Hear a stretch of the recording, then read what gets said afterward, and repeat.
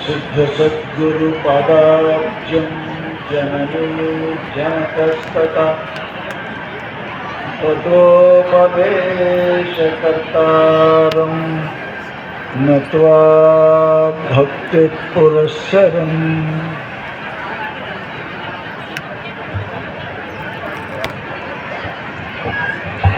ಸದ್ಗುರು ಸಿದ್ಧಾರೂಢರ ಪಾವನ ಚರಣಗಳಿಗೆ ವಂದಿಸಿ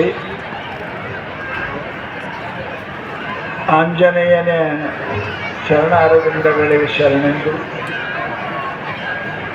ಗುರುದೇವರ 189ನೇ ಜಯಂತಿ ಮಹಾಮಹೋತ್ಸವ ಮೂಲಕವಾಗಿ ಹಮ್ಮಿಕೊಂಡ ಈ ಕಾರ್ಯಕ್ರಮದ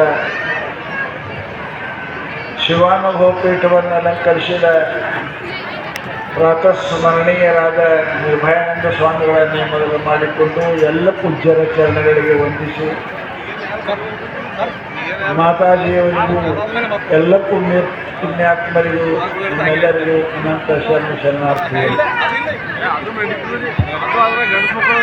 ನಾನು ನಿನ್ನೆ ಹೇಳೀನಿ, ಸಣ್ಣವರಿದ್ದಕ್ರೆ ಪುಸ್ತಕದಾಗ ಸಿದ್ಧಾರ್ಥ ಜಾತ್ರೆ ಅಂತ ಒಂದು ಪಾಠ ಇರ್ತಿತ್ತು. ಮುಂದೆ ಗೌರ್ಮೆಂಟ್ ತೆಗೆದು ಹಾಕಿರೋದು ಈ ಪಾತ್ರೆ ಪಟ್ಟ ಈ ಬೇರೆ ಬೇರೆ ಪದ ಬಂದ ಹಿಂದಿನೆಲ್ಲ ಸರ್ವತ ಬೇರೆ ಹೇಳ್ತಿದ್ದು. ಈ ಭವ್ಯ ಕಾರ್ಯಕ್ರಮಕ್ಕೆ ಋಷಿಕೇಶದಿಂದ, ಬೆಂಗಳೂರಿನಿಂದ, ಋಷಿಕೇಶದಿಂದ ಎಲ್ಲ ಕಡೆಯಿಂದ ಪೂಜ್ಯ ಮಹಾತ್ಮರು ಆಗಮಿಸಿ ನಮ್ಮೆಲ್ಲರಿಗೆ ಆಶೀರ್ವಾದವನ್ನು ಮಾಡಿದ್ದಾರೆ. ಎಲ್ಲ ಮಹಾತ್ಮರು ಗುರು ಬ್ರಹ್ಮ, ಗುರು ವಿಷ್ಣು, ಗುರು ದೇವ ಅಂತ ಹೇಳಿದರು. ಇದು ಸಿದ್ಧಾರೂಢ ಸ್ವಾಮಿಗಳ ಜೀವನದಲ್ಲಿ ಆದ ಸತ್ಯ ಘಟನೆ ಅದನ್ನು ಗೊತ್ತಿರಬೇಕು. ಹುಬ್ಬಳ್ಳಿಯಾಗ ಬಹಳ ಅತಿ ಪ್ರೀತಿ ಸಿದ್ಧಾರೂಢ ಮೇಲೆ ಸಾಕ್ಷಾತ್ ಭಗವಂತ ತಿಳಿದುಕೊಂಡಂಥ ಭಕ್ತ ಅವನಿಗೆ ಇದೇ ಸಮಸ್ಯೆ ಬಂತು. ದೇವ್ರ ದೊಡ್ಡವ ಏನು ಗುರು ದೊಡ್ಡವ, ದೇವ್ರ ದೊಡ್ಡವ ಗುರು ದೊಡ್ಡವ. ದೇವರ ಆಶೀರ್ವಾದ ಮಾಡದೆ ಗುರು ಆಗಿರ್ತಾರೆ. ಗುರು ಏನು ದೊಡ್ಡವಾಗಿರ್ತಾನೆ ಅಂತ ಬಹಳ ಮಂದಿದ ವಿಚಾರ ಇರ್ತದೆ. ಪರಂತು ಗುರುನೇ ತನ್ನ ಜೀವನದಲ್ಲಿ ಸಾಕ್ಷಾತ್ ಭಗವ ನರಾಕೃತಿ ಅಂತ ಪರಮಾತ್ಮನೇ ಗುರುವಾಗಿ ಬಂದಿರ್ತಾರೆ. ಯಾರು ಗುರುಗಳು ನಂಬಿಲ್ಲ,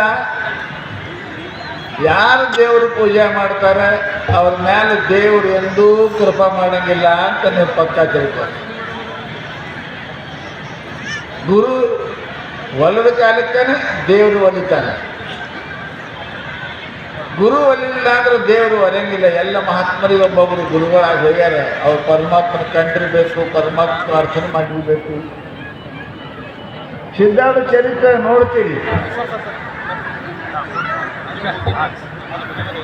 ಸಿದ್ಧಾರ್ಥ ಚರಿತ್ರೆದೊಳಗೆ ದೇವರ ಮೇಲೆ ಜಗಲೆಲ್ಲ ಸಿದ್ಧಾರೂಢ ಕುಂತಿದ್ದು ನೋಡ್ರಿ. ಗಣಪನೂ ಸಿದ್ಧಾರೂಢ, ಕೃಷ್ಣನೂ ಸಿದ್ಧಾರೂಢ, ಎಲ್ಲ ದೇವರು ಸಿದ್ಧಾರೂಢ ಕುಂತಿದ್ದು.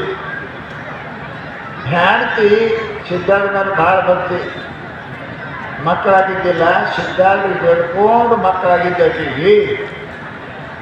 ಮಗಂದು ಮುಂಜಿ ಮಾಡುವಾಗ ಬ್ರಾಹ್ಮಣರವ್ರು ಮಗನ ಮುಂಜಿ ಮಾಡುವಾಗ ಯಪ್ಪ ನಿನಗೆ ಕರೆಸ್ತೀನಿ ಅಂತ ಬೇಡ್ಕೊಂಡಿವಿ ಅಂತಾರಕ್ಕೆ. ಗಂಡನ ಮುಂದೆ ಯಾಕೆ ಹೇಳ್ಬೇಕು? ನಾವರ ಬ್ರಾಹ್ಮಣರು ಸಿದ್ಧಾರೂಢರೇ, ಯಾವ ಜಾತಿ ಅನ್ಸುತ್ತೆ, ಎಲ್ಲಿಂಗಿಲ್ಲ, ಜನವಿಲ್ಲ, ಏನಿಲ್ಲ, ಸುತ್ತು ಇಲ್ಲ. ಇಂಥ ಮನುಷ್ಯನ ಹೆಂಗೆ ಕರೆಸ್ಬೇಕು?